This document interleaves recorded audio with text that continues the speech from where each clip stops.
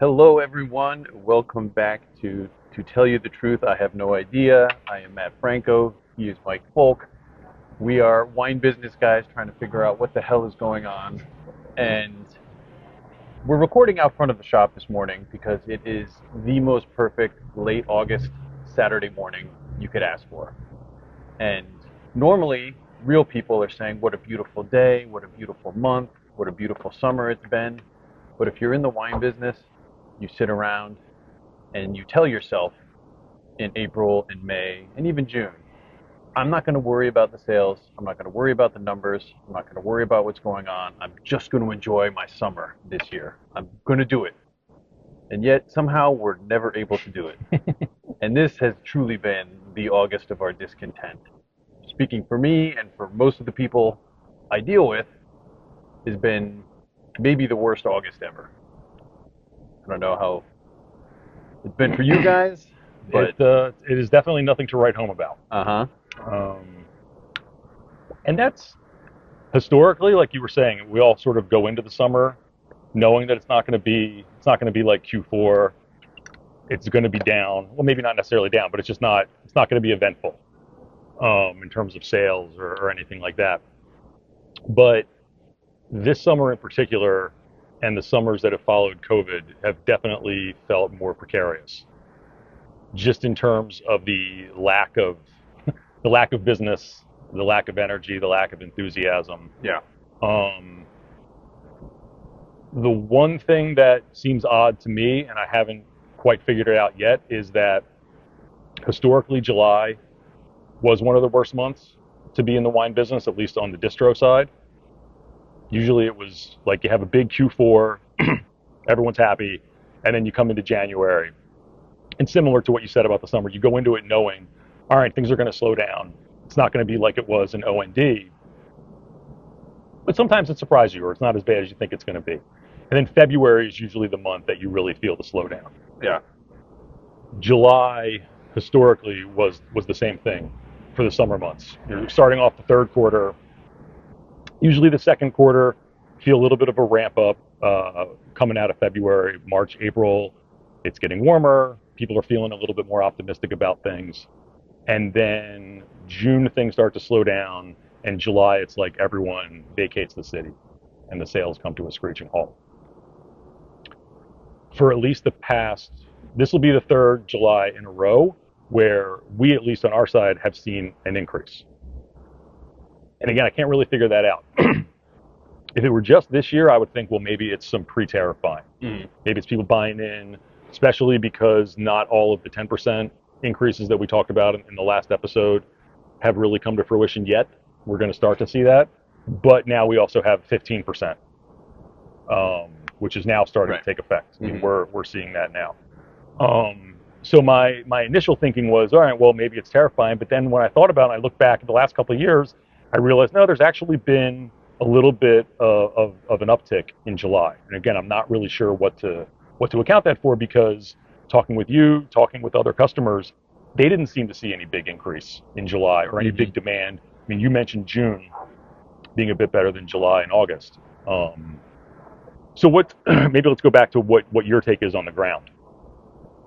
Well, it's first of all, I mean, I have to acknowledge that the months of July and August being terrible is baked into the retail business model, unless you're in, like a vacation destination town. Especially here in New York City, especially in the neighborhood that I'm in, which has become increasingly more affluent, and many people spend their summers either entirely gone or absolutely gone on the weekends, and it's logical that business is going to take a dive there. But for me, we've had once, and this was during COVID, so you can't even consider an outlier. We had where August was actually like this unexpected bump. But every other year it goes. See, it's really interesting because if you compare, my business to traditional retailers or to other retailers outside of the city, January and February in those places, at least in my experience, are dead. And what happens is business really doesn't start to pick up until spring. Um, but here in the city, selling, especially when selling fine wine, collectible wine, there used to be this nice rhythm, and I think I've mentioned this before. This nice rhythm to things where Q4 ends, everyone takes a breath for a week, but then all the suppliers, all the importers, there would be this regular rhythm to the arrival of wines. Certain producers from Burgundy, certain producers from Piedmont, certain producers from Tuscany, whatever, all of these places, those wines would start arriving in January. And it was like, okay, you could always mark your January based on, you know, X, Y, and Z arriving morning. And then, February, something like, I don't know, Pergola Torte arrives. And, there's a big chunk of numbers accounted for in that wine. And during COVID, that all went out the window, and we understand why, because logistics got totally screwed up, and you know everybody's rhythm got messed up. It has not returned to that. So the point of this is that like January, February, March were good, May was good, June it started to taper off a little bit, but it was still strong, and then July and August it falls off a cliff, and it's baked into it, like I said. Um, it was always stressful to deal with. But now the big difference is, one, for me, it's been, like you can just feel it around here. The neighborhood's empty. We're sitting out here on a Saturday morning um, in the summertime. And this is usually how it is, but it's empty. It's empty. If we were here on a Wednesday, on a Monday morning in 3 weeks from now, there's going to be, the sidewalks are going to be full. We wouldn't be able to record out here because it would just be like too many people. There's not even traffic. Yeah, not even traffic. Again, it's, Labor Day week, or we're heading into the final week of summer, whatever. It all makes sense. But, so it's just how it is. It's baked into but it's been terrible in terms of business. And because the city's empty and it all makes sense, it does seem like tourism is down for whatever reason. Sorry, I got to keep that going. But it's been really difficult. And to add, and again, I'm not trying to single anyone out here, but I am going to make a point about this. This has been, not only has this been a tough summer in terms of cash coming in, but every supplier who's got big name wines had them somehow arrive. Whether it's a logistic thing, I know it's not their fault necessarily, but if these wines arrive and then you're saying, well, here's these huge ticket items that no one even wants to think about in the month of August, and if you can get anyone's attention with them, you're lucky, but no one's paying attention. You're on vacation. I get it. I don't want to read, sales emails from when I'm sitting on the beach. But all these big ticket items are here, and everyone's saying, got to take this, has to ship in July, has to ship in August. And I don't know. I mean, I just feel like I've been trying to keep my head above water with that, with the outgoing cash, because I want to take these wines. I need them for my customers. They want them, but they're not going to start to sell until the middle of next month. And it's been kind of frustrating. So I just wanted to vent a little bit about that. Obviously, it's not something you do, but like, and like I get it. You have these things, you want to get them out, and that's the traditional technique. Is like, oh, big demand on these wines, you got to take them, or I'm going to have to give them to somebody else. And then if they're all still hanging around in open inventory come October, that's when you get really annoyed. But anyway, so. But that's happened before. Oh yeah, for sure. Even before this period that we've been in. I remember you telling me about the frustrations of having something, you being pressured to take something because, well, you better get it now or it's going to be gone, and then you see it on a closeout list. Yeah, that's the worst. At the end of the year. So I'm going to be really curious to see if some of these things that are still being promoted as in high demand are actually sold through when you get into Q4, or if your reps are going to be coming back to you saying, hey, do you want a little bit more of this? Because that's something we were talking about a particular producer right before we hit record. Yeah. Where it went from, I can only get you this, and it was true. I'm not talking about myself, I'm talking about another importer. I've got your allocation, you take it, great. And then a couple years later, it's, hey, do you want a little bit more of this? I can get you another couple cases. To now, it's just open inventory and no one's open taking inventory. it. Yeah. So I think it'll be interesting to see how much more we see of that happening as this demand wanes. I mean, you've talked about the blue chip wines and whether or not they've hit their ceiling. Again, you have more insight as to what the end customer, what their stomach is in terms of these price increases, in terms of what they're willing to take. And it does sound like there's pushback there. I mean, look, there's a ton of wine in the market. We know that. Yep. We talked on the last episode about things moving around, seeing producers jumping from one portfolio to another.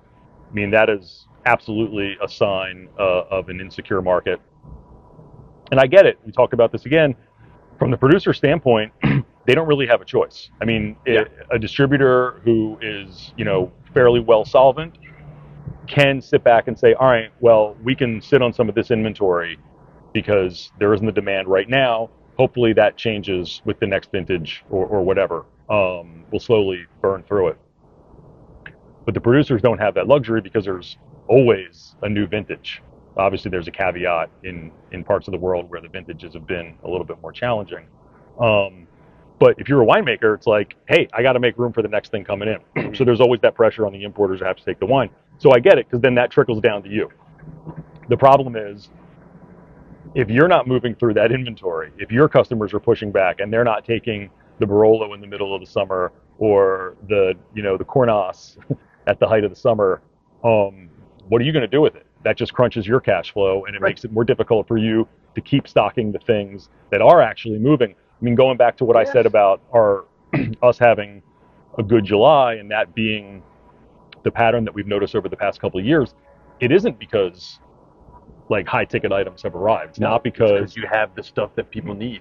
Well, because we've really made a concerted effort to say, okay, this is what's moving, this is what we're really going to invest in. And then all those other things, let's try as best we can to work them in when the demand is going to be the highest, like at the end of the year or in the spring. So that's what we've tried to do. It doesn't always work out that way. Like you said, there's logistical things that sometimes make it more difficult. Sometimes you're pushing off an order. I mean, in a perfect world, the importer can dictate when they're going to take the wines from the producer. It doesn't always work that way. But if you can work it out that way, you're not landing high-end wines that are probably going to sit on the shelves or sit on the restaurant lists in the middle of the summer. Right, and it used to be like that was kind of the thing. And then I will say there was an effort made by a fairly well-known fine wine importer. Started about 10 years ago, so this is long before COVID. But all of a sudden, some of their highest end, really, really noisy Toyota Prius going by. I don't know how that's possible. You got these new mics. I mean, it might, may filter that out. All of a sudden, they're arguably their second most famous and in-demand Burgundy producer. All of a sudden, that was arriving in July. And then another one started arriving in August, and it was like, okay, I understand that you want to make yourself feel better about your July and August by doing this, but it's not accomplishing anything. It doesn't help you. It just it makes you feel better when you look at your sales graph. But all it does is put strain on your customers, which is kind of a prick move, I guess. But anyway. Well, do you feel just... But now I think it's like, now people are doing it because that's just like, logistics is a nightmare. Yeah. And, like some people wanted to get their stuff out in front of tariffs, and I get that. So they place their order for stuff that usually arrives in October back in like January or February. And then what happens is that it arrives, once it finally gets here, assuming that like, it was all up in the air with tariffs, and it's like, oh, maybe pause it, maybe do this, maybe do that. Next thing you know, it's June, it's the end of June, and it arrives, and it's like, okay, well, X dozen thousand dollars worth of wine is here. Are you going to take it? And it's like, the 4th of July just passed. I mean, it's crickets outside. What do you want me to do? Right. Yeah. And do you feel like the way that you're being compelled to buy these things, is it still hey, you better take it now, this is what I have for you, otherwise, if you don't take it within this time frame, I'm going to lose my allocation? Because generally the reps, I can't speak to how other people do it. In my experience, having worked for someone else, it typically, the allocation was given to the rep per account. And then if you didn't sell it within the time frame that was allotted to you, maybe you could extend it a little bit or whatever, but you would lose it. Yeah. And then it would go back to the pool and be reallocated to someone else. And I have to be fair and I have to be honest. With at least a few of these companies, people have been very good about holding it.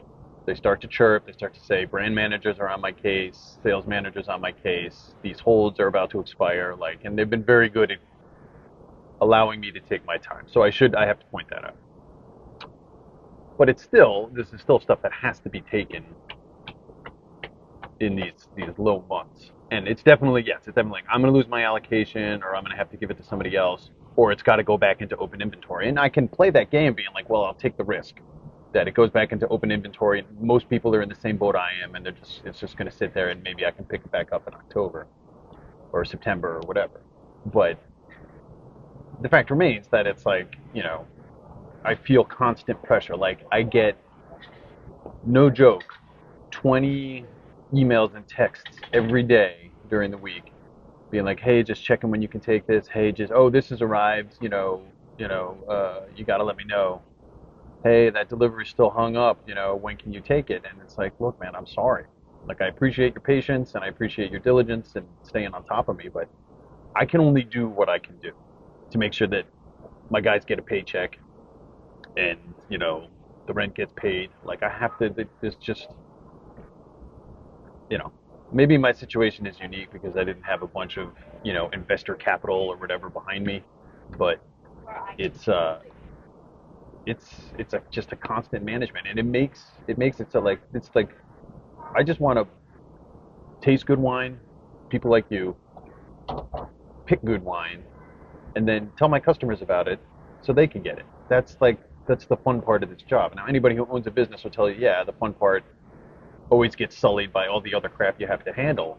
But I just feel like I'm constantly managing cash now, and it's a nightmare. It's so stressful, and we're all in the same boat. Yeah, and when things are going well, it is easier to take these things during a lull, because you know that when things bounce back, you're going to be happy that you have it and it's going to sell through.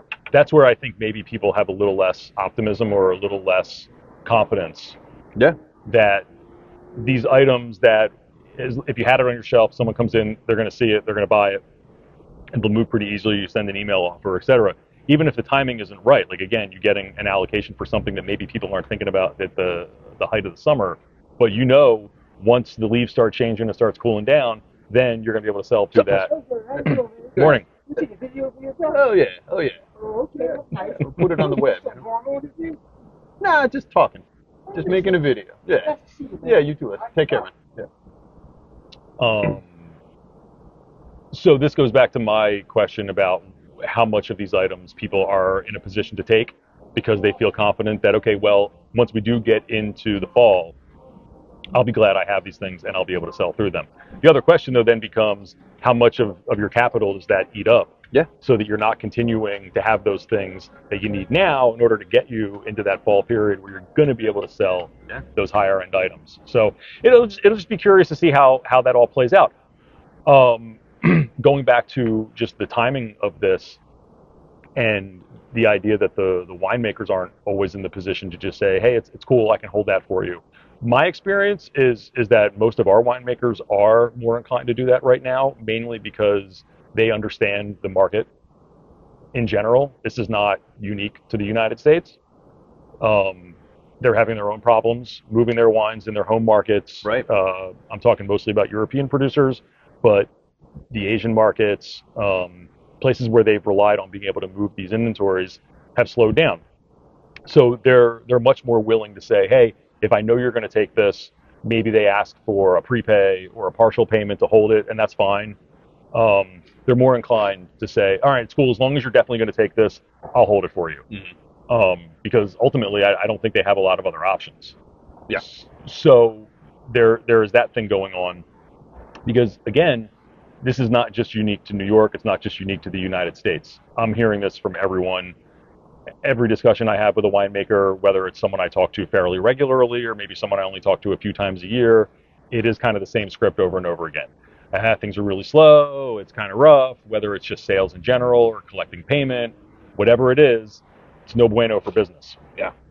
And unfortunately, I don't really see that changing. Again, we dedicated a lot of time to talking about the tariffs in our last episode. We're just really starting to see this now. Yeah.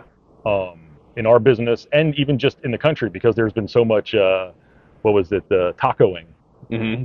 in terms of when the tariffs were actually going to be implemented or not, Mm-hmm. that a lot of what I was seeing and hearing from like the talking heads and economists who were saying, okay, in June, we're going to start to see all the impacts of tariffs and you're going to see empty shelves and all this stuff. Well, and then the tariff got pushed, whether it was China, Canada, Mexico, or the European tariffs. These things have been done in such a way where there hasn't been any real clear, like, okay, from this date. You also don't know how much untariffed inventory people have. So the idea of when we know that we're seeing this fully in effect, I don't think we're actually going to see that until we get into the fall. Yeah. Which is going to make for a really interesting end of the year. Yeah. Gosh. So all that stuff combines to, like, I'm still going into Q4 with an optimistic outlook, because generally Q4 is, even if things aren't great, I think people are still in more of a spending mindset. So I do think we're going to see an uptick in Q4. How big it's going to be and how much inventory we'll be able to move through, you'll be able to move through, that's really going to be the question. Because aside from just the anecdotal stuff, what I'm hearing from winemakers, what I'm hearing from customers, I'm just looking at the big picture and thinking, okay, I'm not an economist, but there are some pretty fundamental things that just make sense. Like, for example, we talked about on the last one, inflation. We saw massive inflation post-COVID because of the supply chain stocks, just the basic supply and demand. The big talk right now, if you follow politics and any sort of economic headlines, is all the pressure on the Fed to lower the interest rate. Right. That, to me, again, I'm not an economist. This is not an economics podcast. But this has happened before. This has happened before. Disastrously. Yes. Yeah, and when the interest rates go down, when tax cuts are done for those who, let's be fair, really don't need them, what do? They pile their money into assets. Yep. And that just inflates houses, stock prices, etc. And that ultimately inflates the everyday items. So I just can't help but think that we're going to just be seeing more and more pressure on, for lack of a better term, the consumer, the customer. And where does wine factor into that when it's a luxury at the end of the day? Bottom of the list. Yep. I mean, you talked about the fact that this neighborhood kind of empties out. Mm-hmm. I have customers in other parts of the city. We're in the West Village right now. So obviously this is a fairly high income area. The idea that people would be going to their summer homes or just leaving the city for the summer for extended periods of time makes a lot of sense in a neighborhood like this. General kind of rhythm of we spend July at our summer house and August in Europe or something like that. Right. Or Montauk, whatever. Yeah.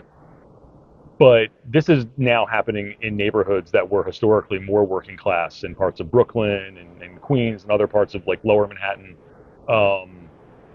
to where I'm having customers who were saying that my built-in audience has changed because a lot of my clients who were living in this neighborhood have moved on, and the people who have come in paying higher rents have the luxury to be able to leave the city.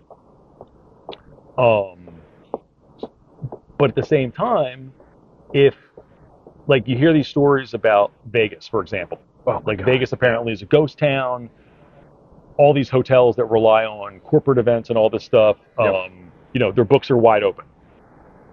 So you hear that. You hear these stories about how the airline, the hospitality, in terms of travel, like, their numbers are way down. Oil, barrel of oil is like in the mid 60s right now. I mean, that's a fairly low price. Yeah. Especially for the summertime. So that tells me that, that's all supply and demand. Yeah, right. So that tells me that demand is down. So if that's all truly the case, while we may be sitting in a little bit of an outlier, to me, like the aggregate person is just saying, I have less that I can stretch to go around. I'm staying home. I'm staying home. And maybe that works out a little bit better, you would think, on the retail level, but I'm just not so sure when Yeah. everything else has gone up. No, I mean, and I do not get the impression that anywhere anyone is doing great things. One of my sales reps, his territory also includes the east end of Long Island. All he ever talks about is how summer's going great because his focus shifts from here in the city to out in the Hamptons. Right. Okay, great. So you're the one guy who is doing great in July and August, but I don't know. Look, I mean, it's out there in the ether, and again, we're not here to like discuss. I don't know. Maybe we are here to discuss this because this is a business discussion, and business sucks. And I've said this multiple times before. If you ask anyone who has a customer-facing business, like an on the ground business, I don't care what CNBC says. I don't care what the macroeconomic numbers indicators say. I don't care about any of that. The economy is not good. Every single one will tell you whether they sell jewelry, whether they sell clothing, whether they sell wine, whether they run a restaurant. Things are tough. And you see it in the headlines that like right now the stock market there's like basically 5 companies, 7. 7 that are keeping the stock market going. And it's all this AI boom. And you're already starting to like maybe people are starting to whisper that that's about to crack. And so what happens like that does the final veil of economic power burns up, goes up in smoke, and then we're left with like what the real economy is, which all of us have been feeling. And it's not like some this is just I'm just speaking the truth here, okay? Things have been garbage since middle of 2021. No one's happy. No one wants to talk about it. And this is the same reason that we said in the very first episode, this is kind of why we decided to start doing this discussion, this podcast, is because every sales rep has that look of, I don't want to say desperation, but it's just like, oh yeah, how are you doing? And it's just like, oh, I'm all right. It's like that. No, how are you doing? Yeah, really. Yeah. Like, no, how are you doing? And it's like, and that's how it was. Just we'd be back there in my kitchen where we normally film, and I'd say, "How you doing?" No, really. And then we'd get into the real nitty, and then the floodgates would open, and everyone was just like, "This is terrible. It sucks." Like some people are doing okay, but most of the places just like nothing makes sense anymore. Like everything. And again, all right, you know what? So the universe is in a constant state of flux, right? There's no such thing as things staying the same forever. There's no stagnant. Everything flows. But right now, I mean, we are in the mushiest. The ground is as mushy below the real economy's feet as it ever has been in my adult lifetime. Well, and I think it's interesting too because our first podcast with Ryan and Dee, we focused mostly on what we felt as these threats to our business from real sort of intentional areas like the attacks on alcohol, cannabis legalization, things like that. It feels like that has shifted a little bit more. We're not talking about those things as much. We're talking more about the economic factors, which I think were present then as well. I don't think that's something that has just suddenly manifested itself. I think that's been there. It was probably covered up a little bit. I mean, again, coming out of COVID, like people were literally sent money from the government. Yeah. If you look at things like credit card defaults, savings rates, that stuff was sort of working itself out in that COVID period of end of 2020 into 21 when those checks were going out and people were using them to pay down debt or they were using them to buy things. They were putting it back into the economy. Yeah. But all of that combined brought savings rates up and it brought credit down, or at least people's credit that people were carrying. But now we're pretty much right back to where we started, where defaults are up. I think the amount of credit that the average American has is at all-time highs, and saving rates are back down to where I'm going to not get the percentage correct, but it is an unacceptable percentage of Americans that can't afford like $1,000 emergency Yeah. without going into debt or having to borrow money from somebody. Yeah, I mean, consumer debt is at the highest it's ever been. So it seems to me like what we're really dealing with here is much more of an insidious thing. Like the attacks on alcohol, like fine, okay. Yeah.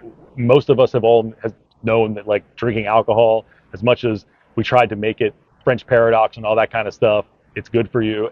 We all know that consuming lots of alcohol is not good for you. Yeah. But you're willing to, Yeah, but the trade-off. but again, there's a lot of those things in life. Yeah. So I didn't necessarily see that as like this big industry-ending thing. I mean, spend any time in Europe and go to a tobacco store. Like, how badly do they make the packages look on a pack of cigarettes or a box of cigars to scare you away from consuming those products, and yet people continue to consume them. So I wasn't as concerned with the attacks on alcohol and the Surgeon General and all that kind of stuff. But this thing here that I think we're really seeing, and what has really been sort of unmasked as the big challenge, is purely economics. Yeah. I mean, yeah, that was absolutely a factor. And like, the headlines last week, the lowest percentage of people are drinking since Prohibition right now. Like it's down to like half the population apparently. So that's absolutely a factor, right? And we've discussed it all before. We don't need to go through it again. That like, people are drinking less, older consumers are aging out, and younger people are not picking up on it. But right now, so we've discussed all of that, and that's absolutely a factor. But yes, right now it's pure economics. And I shouldn't say right now, because it has been pure economics since before this like zeitgeist against alcohol was really a thing. Post-COVID, it's been I'm sorry, just the economy has not been good. Regardless of which administration is in, regardless of whatever factors you want to say, the economy, the customer-facing economy, the on-the-ground economy has been terrible since midway through 2021. We had the COVID boom economically because people were stuck at home. They're just going to spend money. Debt went up. People tightened their belt, and it hasn't come back. It just has not come back. And then you add, money printing and inflation to that, and it's just like right now everything is really, really tenuous. Yeah. I don't know So, what the solution is. well, I mean, I think the solution is that you can only do what you can do. Yeah. I mean, you see what's working for you on a day-to-day basis. You see what's selling. You hear what your customers are asking you for, and then that trickles up to us. We see what the demand is for. So, for better or worse, we have to kind of like really hone in on what is working best. I mean, again, this goes back to the first episode we did where I said it's the lower end is what's moving. Yep. And yes, we have the benefit of having some things in our portfolio that are still selling and they're on the higher end. But it's not in mass quantities. I mean, it's not enough to really carry through. It's all the low end and the higher volume things. Even with the lowered consumption and stuff like that, that's still what we're seeing moving. Yeah. So, I mean, my advice to anyone, whether it's at your level, at my level, is to think smaller ball. Yep. We see that there are obviously those that are in the position to hoard. When you see all this flux with producers, jumping around and stuff, there are those that can take advantage of that.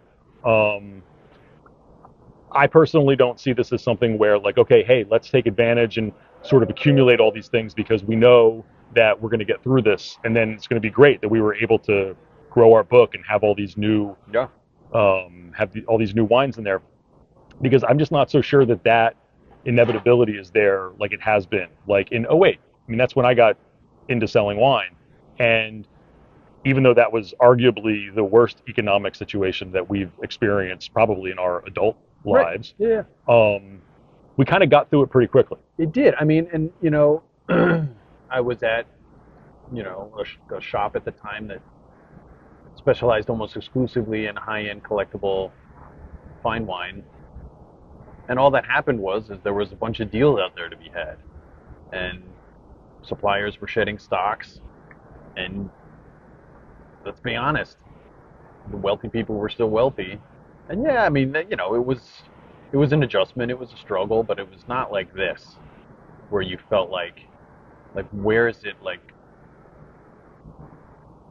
like just people are not into it like they once were, and if they are, they're not spending money like they have in the past. So, are you on social media much? I mean, Um, as a viewer, do you still find that people are still sort of fetishizing certain wines and producers in the way that they were no. in the golden era? No, no, no, no, definitely not. And that's what I was going to say. Like, I mean, there are some people out there. It's clear that there are still some of these producers that get cool kidified and they're talked about on social media, but you know, I just don't see like there's not the fervor for these things that there used to be. And this is another point I was going to bring. I was talking to another sales rep the other day, and she was showing me these gorgeous Beaujolais. And I was just like, "What's your thought on Beaujolais these days?" And she's like, "Oh, well," and she kind of started to be like, "Well, it kind of works here," and blah, blah, blah. And I was like, "No, but what I mean is like, does anyone give a shit about it anymore?" Like and she's a little younger, and I was saying to her like, when you and I were coming up, and I mentioned this thing before, like Beaujolais, the Loire, Piedmont, like that was the new and exciting stuff. That was the stuff that everyone was like, "Oh, we discovered these wines, or like these are amazing." Like we thought Beaujolais was just the dumb multicolored boxes that showed up every fall and cost $2 a bottle, and tasted like fruit juice. And it was like, no, these are truly amazing wines. So like all of these producers, like we mentioned them, ad nauseum, Lapierre and Wallet and Fuselade or whatever. Like that was the really exciting stuff, and these wines they started to gain stature, and then they became like important. But now Beaujolais is sitting in space, and like okay, whatever, maybe there's too much Beaujolais, maybe everybody decided to go full carbonic and everything tastes the same, whatever factors you want to say. I'm saying people just don't care about it, Right. and it's not that people don't care about Beaujolais specifically, it's that the young people who are drinking, they don't care about what the grape is. They don't care about where it came from. Like, sure, they'll maybe say like, "Oh, I like a nice Cabernet," and it's like, okay, well, let's be honest, you're saying that because that's the only grape you know. And I'm not trying to like, this is in no way trying to like insult people, but like, there are certain words that people know, and they'll ask them for them because they know they've liked them in the past, and that's all fine and dandy. But no one cares that like when we were young, it was like, oh shit, that's a Spapergunder. That's pretty interesting, or whatever. All of these interesting things. Pinot Downese. There was like excitement about where it came from and what this grape was that I've never heard of before. And oh my gosh, this winemaker is at this industry tasting, and he's got Muscadet from 1988, and it's amazing, and it's a at the time a $10 bottle of wine. And so there was like this excitement about the interesting points of a region and a grape and a producer and a style and all of these kinds of things. And now wine, like people are interested in quality wine to a certain extent, but it's become this like kind of TikTok vibe-i-fication of wine. They just want the wine that looks the right way and kind of tastes just like summer crushable, whatever, glue glue. Like they don't necessarily care about anything about the wine other than it looks and feels the right way, so that they can go, And I'm not just it's not like those kids. It's like, but it's just truth. Like then no one's interested in what the wine is anymore. It has to have the right feel to them, and that's a disaster. Like we were talking right before we came on again about it's one producer that used to be impossible. Everybody would get bottles every year. Now it's sitting in open inventory, and I think that's a huge factor. It's like they're not interested in this It doesn't history have or these that look, abandoned vineyards, and it doesn't have the or right doesn't look. fit right, doesn't fit that niche. So, are you still seeing that a thing? And what I think you're describing, there was a particular brand that was launched a few years ago. There was a few SKUs. It all looked the part. I think it was developed by a Somm and someone else that wasn't in wine. And to me, that was the sort of poster child Was it the one you were in discussion of working with? Yeah. And But nobody asked for that anymore. well, so that was Yeah. that's where I was kind of going with this. Is that to me was the poster child of what you're describing. Right. The vibe-i-fication of things. Yeah. And are you still? Because I remember you would tell me about how people would come in, younger customers would come in. You'd ask them if they needed help. They would say no. They would kind of look around, and then they would immediately grab that bottle. Yeah. Now, is it because they were looking for that specific producer / wine, or is it because that bottle expressed that thing to them that you're either putting out or. there? Is either or. The people behind that, one of the people involved had a fashion marketing background, so they blitzed all the culture outlets with the product. They got it placed in, fashion shoots and all this other stuff, which is great. I mean, it's smart marketing, whatever. And so part of it was because people thought they were supposed to have it because they heard about it. So like they heard about it, oh, I want to try this wine. And then, but the other half of it was just purely like, oh, that totally.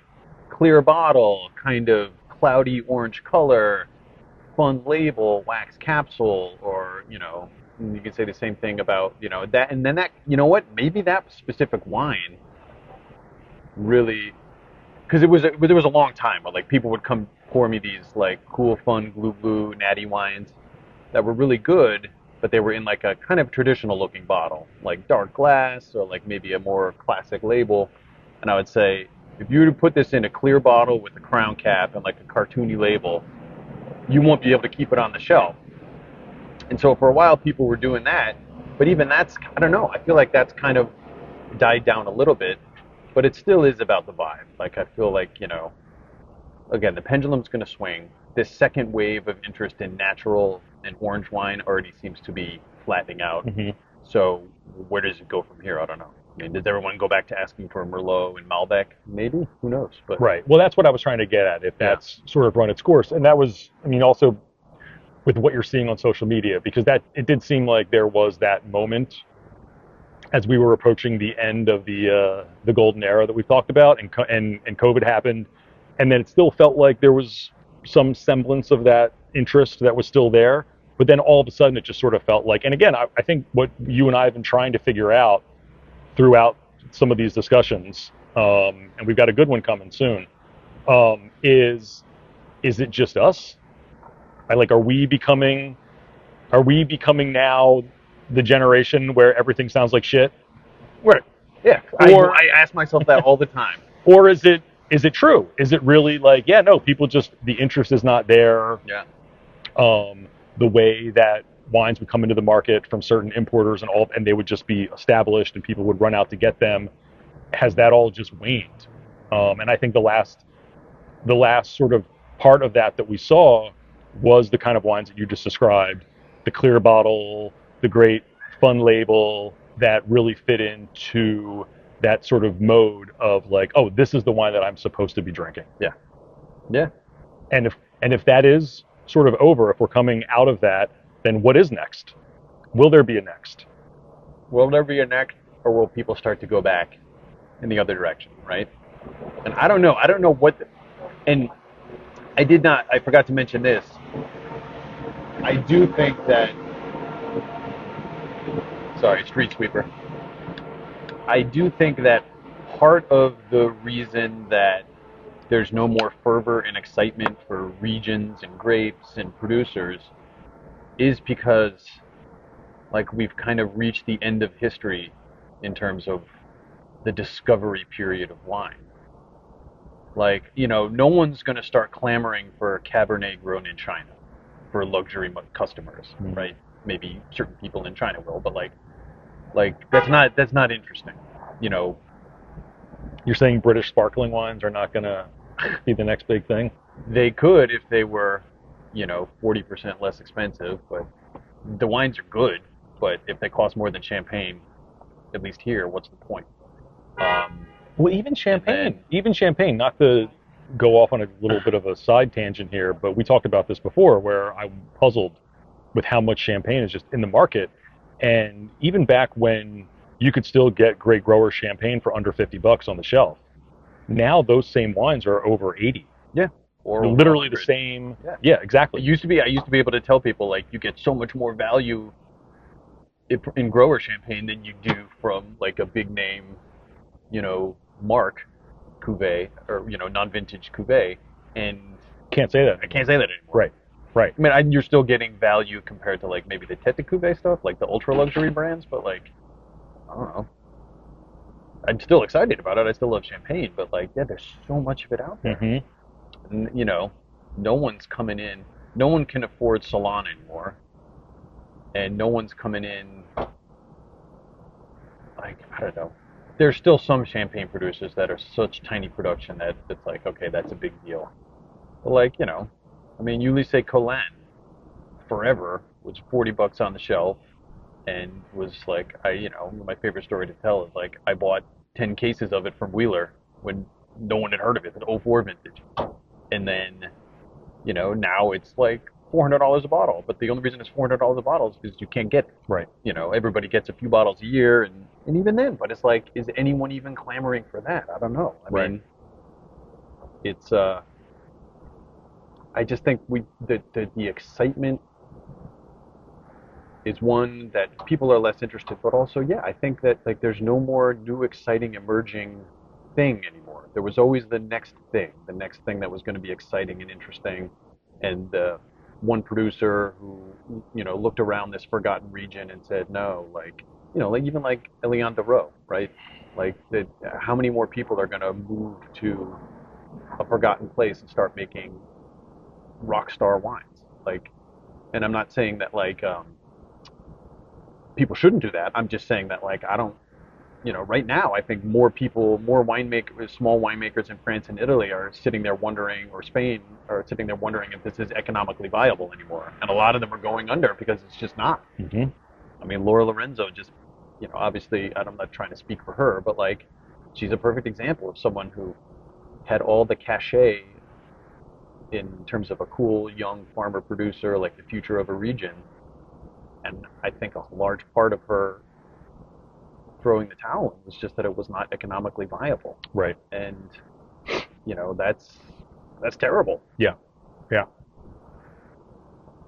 Yeah, and I think we're going to see it here at home probably a little faster. We were already feeling sort of the challenges for the domestic producers. I don't think tariffs are certainly not going to help them. No. So yeah, I don't know where this leaves things. I mean, I think we always it's nice to try to come to some like, well, hey, maybe if these things can happen, then we'll kind of get out of this mess. Yeah, But I don't see any of these things right now. no, but I think that's where you kind of have to just be realistic. Mhm. It's like you can't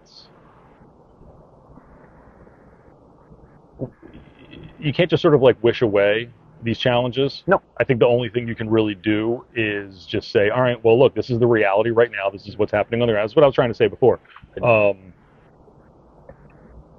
Our position is 100%. This is what's working. This is what we're focusing on. Yeah. It kind of sucks because it does take away from the more romantic elements of this business and why I think most of us got into it in the first place, because the idea of really adding new things and trying to launch new domains and stuff is not really something that I'm interested in right now, because I'm more interested in just helping the people that we've already made commitments to and trying to help them get through this, whatever that means. Yeah.